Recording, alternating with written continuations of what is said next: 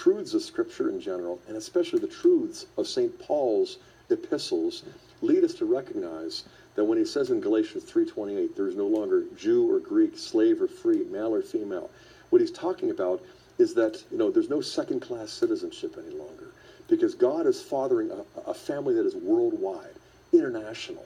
The early fathers had a word for that, Catholicos, one holy Catholic and apostolic church.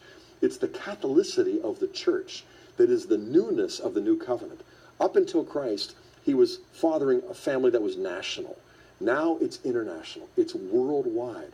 And we as Catholics in the year of St. Paul can just come to a much greater appreciation for this birthright that we have in baptism, this incredible grace that we have by having God as our Father, Christ as our brother, Mary as a mother, the saints as older brothers and sisters, and Rome as a kind of place that reminds us of our international unity.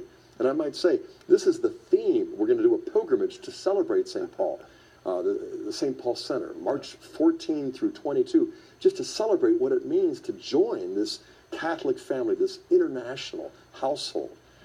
I hope that gets at it, but I mean, to me, that is what is really so awesome about being Catholic. Well, something with it also, just to tag on maybe another minute, is it seems to me that one of the largest heresies of at least the 20th century and on into this one is this idea that all that's necessary is Jesus and me.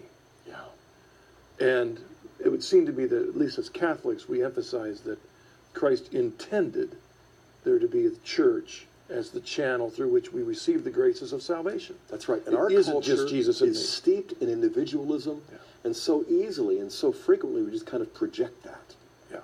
Yeah, and I think this vision of God's fatherhood and of the church as this worldwide family not only counteracts it, but it just trumps it. It's sort of like, why were we just settling for a person relationship when we can enter into this glorious communion? As we close, Scott, what's the place they can get